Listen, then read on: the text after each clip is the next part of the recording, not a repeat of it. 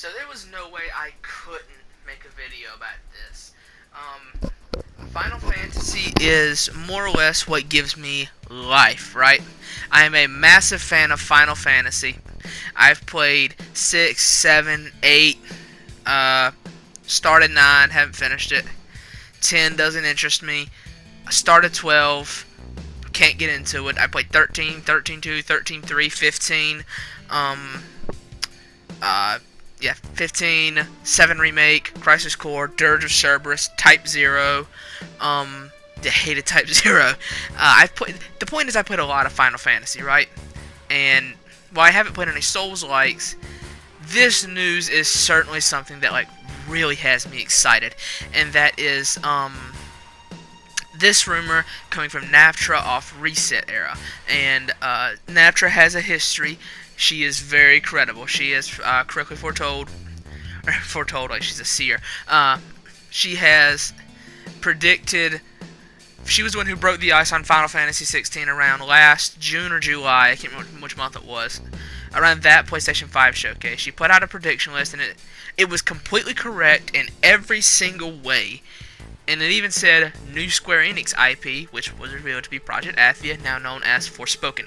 And in that same prediction was Final Fantasy 16, and people were like, that's weird, we don't know anything about this yet, do you know something we don't, right? Because up to then, Naftra had, like, this was one of Naftra's first real leaks, right? And this was the first main thing, and that really did push Naftra into, you know, having some credibility to her name.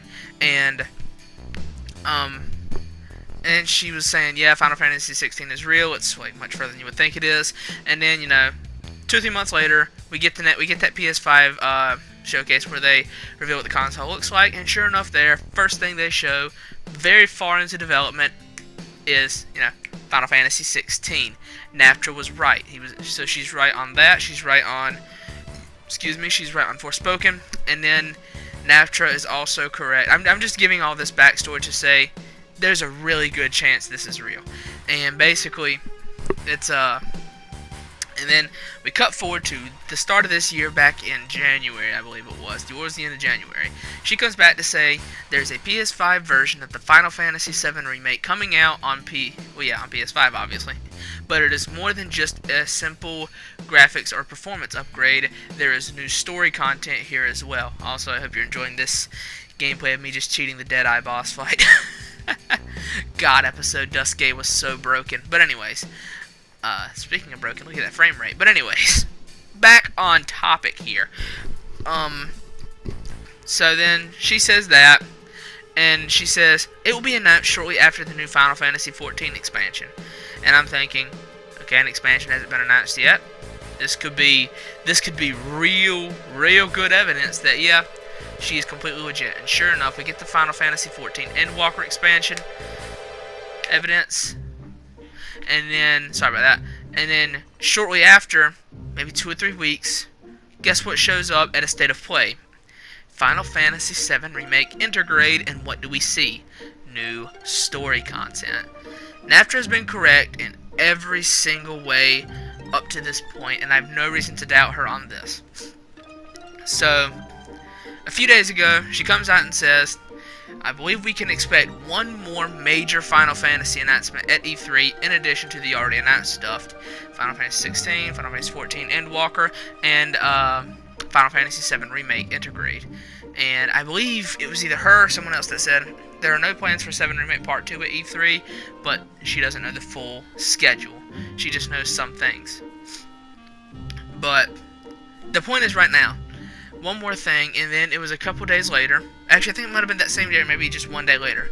There's another rumor that comes out, not from her, but it does come out saying there is a Souls-like Final Fantasy spin-off coming from, not Ninja Theory, but I said Ninja Theory, Team Ninja. Which, you know, Team Ninja, in the Final Fantasy community would know them as the Dissidia devs, which is very scary to hear. However, this seems to be more of a Neo thing, and we all know how well Neo has done for them. So, I think that is very, very promising that the Neo devs are working on a Souls-like Final Fantasy. And then, it was either today or yesterday, Naftra comes back, and she confirms this is real. It is a Souls-like game coming out of Team Ninja. It is supposedly, it's about the same. It's not the same like high budget stuff like Final Fantasy 16 or Final Fantasy 7 Remake. It's about like what Nier Automata is, right? And we all know how well Nier Automata did, right? Nier Automata did extremely well. So we think of that, something on that level in terms of just the budget and what that was able to accomplish, and we think of this, whew, the possibilities, bro. But anyways, I'll make sure to try and edit some of this on screen here. What I can find, Reset Era is really hard to dig through, but so she confirms it is developed by Team Ninja, and it's definitely not what you would think when you think of a Souls-like Final Fantasy, but the Neo spirit is definitely there. And they also say, I don't know if she gave the name or if it was another thing, but the name apparently is Final Fantasy. It's either Final Fantasy Origin or Final Fantasy Origins. Either one, doesn't really matter. It's the same thing either way. People will probably refer to it as Origins in any case. So, like, you know, it is what it is. But I definitely do think that, first of all, I think this is very legit. I have no reason to doubt Naftra. No reason at all. Naftra has yet to lie. Deadeye is bullying Ignis.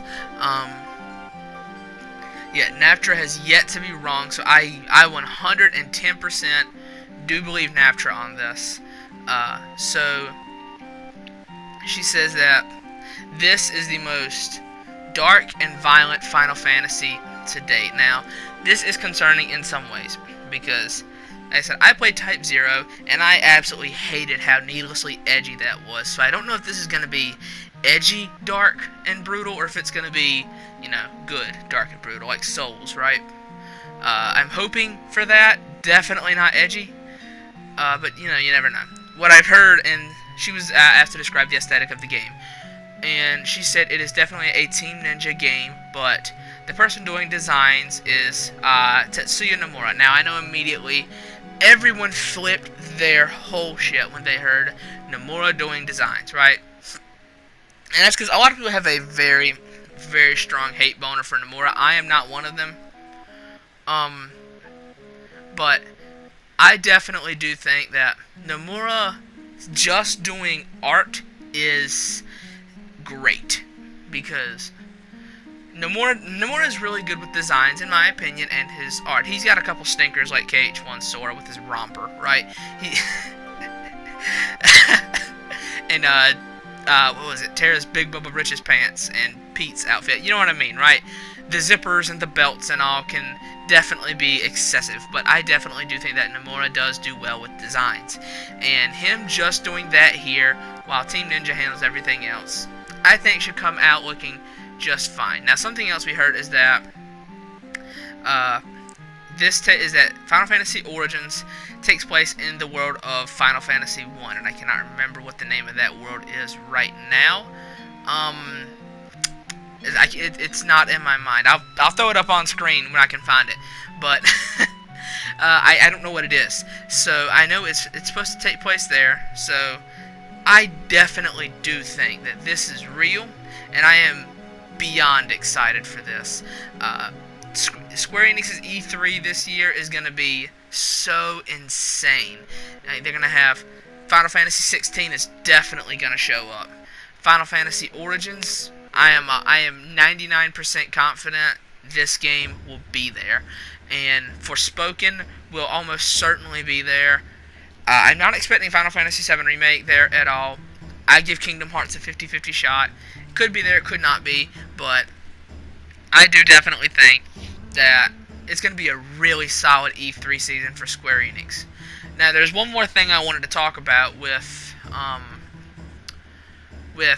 Origins, right? And it's made a lot of people on the Xbox side of things upset, and that this is another PlayStation 5 exclusive. I know a lot of Xbox fans are really upset, and I would say, to some extent, rightly so, that it's another exclusive Final Fantasy game. And I know, like, I've seen, that was when my dumbass tried to warp strike Deadeye right in the face, but you know, they're upset, and I would say, like I said, rightly so to some extent. I definitely don't think that they should be absolutely losing their mind, beyond frustrated at this, because Final Fantasy has always been, okay, well, it started out as a mostly Nintendo thing, and then with time moved to a PlayStation thing, right? Final Fantasy VII, I believe, was when it like really did change gears and really turn towards PlayStation. It's been like that almost ever since. Xbox didn't start getting this stuff until they got the 13 trilogy and they got 15, right? That was it. They got 13 trilogy and 15.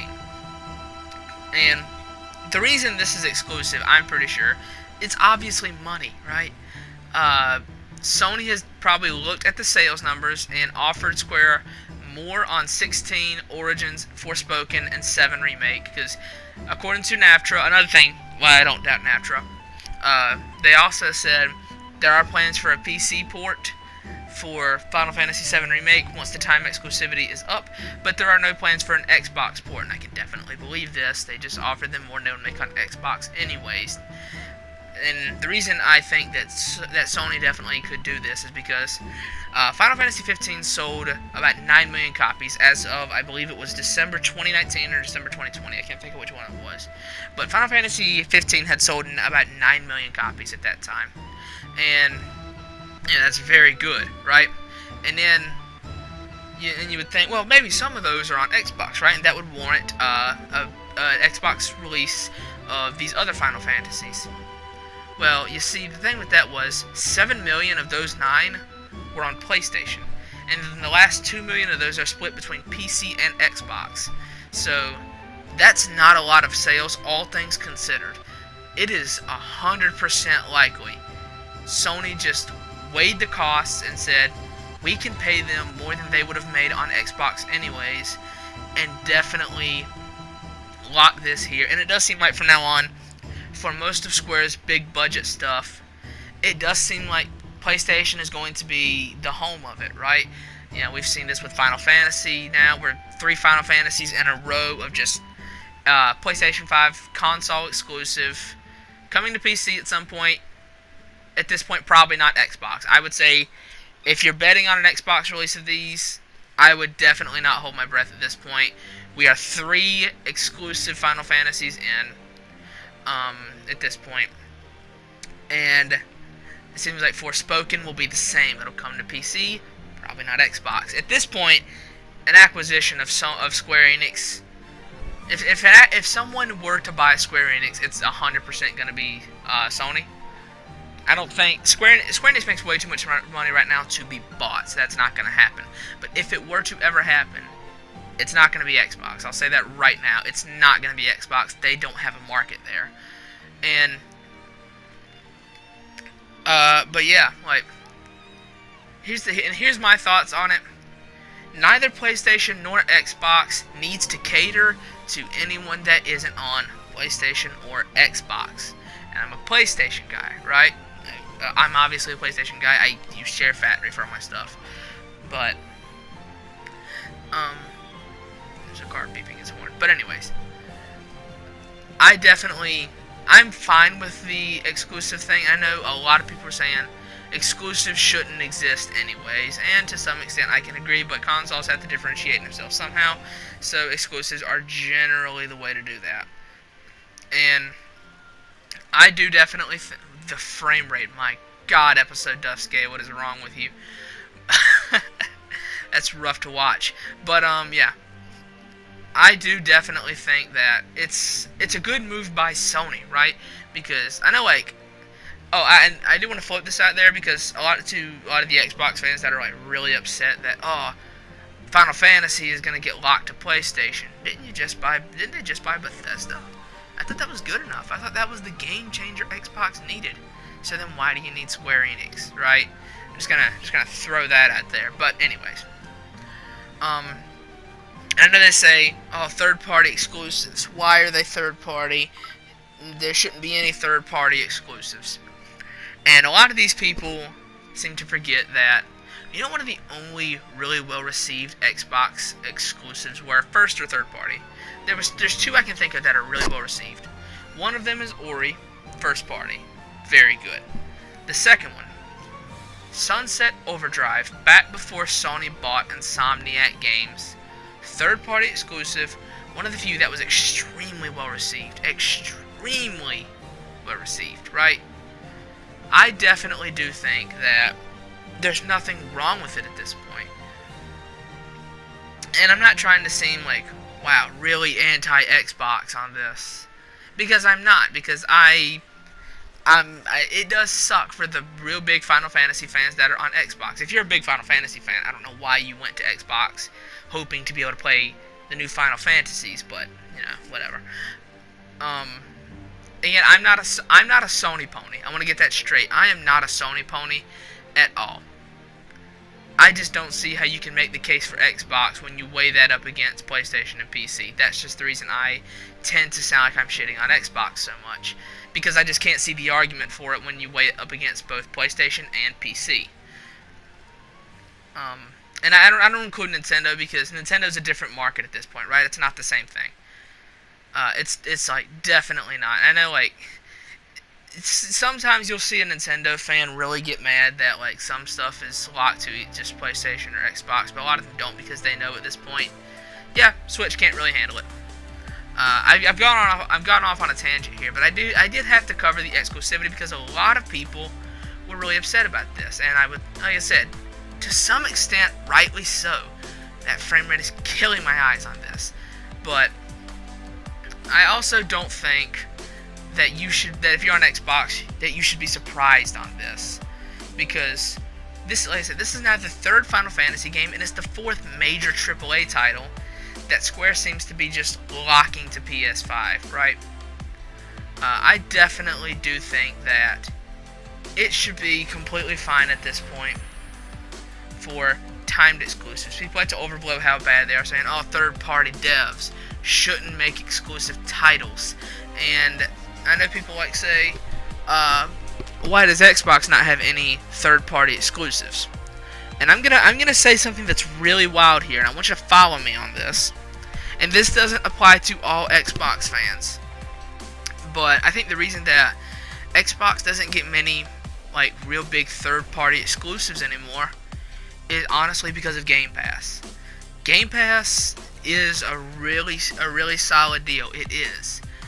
And it's because of Game Pass being such a good deal that I don't think they get timed exclusives. Not timed exclusive, well, same thing, but third-party exclusives anymore.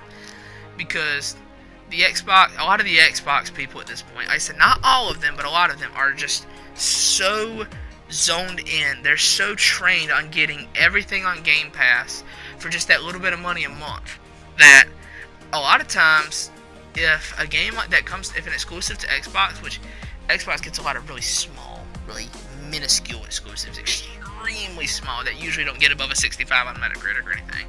But usually, when they don't go to Game Pass, they don't get played. They don't. When they're on Game Pass, they get played. When they're not, they don't. And I think that is partially why you don't see Xbox getting many third-party exclusives. And I'm not saying, oh, these people just don't want to spend $60 on a game.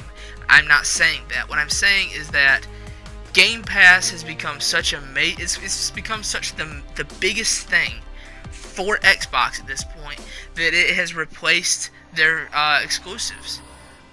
Game Pass is what they marketed on. They marketed the Xbox on two things this time around: Game Pass and power, right? Game Pass, you get all the third-party games for most of the third-party games that are on both consoles. They play a bit smoother on Xbox, right? Which actually, it's literally it is so close to being the exact same, dude. It's barely even noticeable between the PS5 and the Xbox. But Game Pass has just become such a major thing that they hone in on, that they've marketed everything on, that at this point they don't buy it, right? And this, like I said, I'm not saying it's because the Xbox people don't want to spend $60. I'm saying it's because there's a better deal elsewhere, and when it's not on Game Pass, there is surely something else on Game Pass they can find, right? And that's why you don't see any third-party exclusives on Xbox anymore, I think. That's just what I think. Maybe I'm wrong, maybe there's another reason, but that is my opinion on why we don't see that anymore. But yeah, I didn't mean to go on a whole anti-Xbox rant, because I'm not anti-Xbox. Okay, I am anti-Xbox. I'm not super pro Sony, but I'm not but I am anti-Xbox in a way, right? I just think Xbox makes every single wrong decision, right? And I know a lot of people say, well, buying Bethesda was such a great decision. Yeah, well, if it's not on Game Pass, I don't think a lot of people are going to be buying it, right? And even still, what was his name? Todd Howard, I think his name is. Even like when he was asked, are they going to be only on PlayStation from now on? I mean, only on Xbox from now on. He said, no, they're not only going to be on Xbox, right? But yeah. Let me know what you think on all this. Let me know what you think about Final Fantasy Origins. You think it's good? You think it's bad? Let me know what you think on the exclusivity. I know a lot of people are going to think it's bad. A lot of people aren't going to agree with what I said about about Game Pass. Game Pass pretty much hurting Xbox at this point. It seems like a major positive, but I'm telling you, I think it's hurting Xbox more than it's helping it at this point. But yeah. Let me know what you think on that. Let me know if you think I'm crazy. Again, I want to say it, I'm not a Sony pony. I just don't see an argument for Xbox. Yeah. And one more slight comment against Xbox. People are saying PlayStation is milking Final Fantasy for all it's worth. I want to roll back around to this at this point. How many years has Xbox just recycled Gears of War and Halo? That's right, since the mid-2000s. Anyways, since the early 2000s, what the hell am I on about? But anyways, thank you for watching. I hope you enjoyed. Sorry for such a different video of me just going off about Final Fantasy Origins, about me roasting Xbox. I can't help it sometimes. Again, I don't hate Xbox, and it does suck for the Final Fantasy fans on Xbox that can't play Origins 16.7 remake, or if they want to play Forspoken or anything. At this point, I wouldn't be surprised if the next Kingdom Hearts is locked to PlayStation, because that seems to be what Sony's going for at this point. But yeah, let me know what you think. You think I'm wrong? You think I'm right? You think I'm an idiot? You think I'm on point? You think I'm just a little incorrect? You think I'm stupid? Any of it, just drop it in the comments. I'm willing to talk with literally anybody about this. I want to talk with people about this. But yeah. Thank you for watching. Hope you enjoyed. I'm going to be covering Intergrade when I get my hands on that eventually. I'm going to be covering that on the channel. When eventually I'll be covering 16 Forspoken, 7 Remake Part 2, Origins. This is way off in the future, but I'm definitely going to cover every bit of that, right? My reactions to the trailers will be out when they happen during E3. Cannot wait for them. But yeah, that's just a long outro. We're keeping it going here. Again, thank you for watching. Hope you enjoyed. I'm going to say it again. Like, comment, subscribe, please. I appreciate that a lot. Yeah. And I'll see you guys in the next video. My name is Carmen, but I go by Ellism on YouTube. Again, thank you for listening to this crazy, long-ass rant. Y'all take it easy.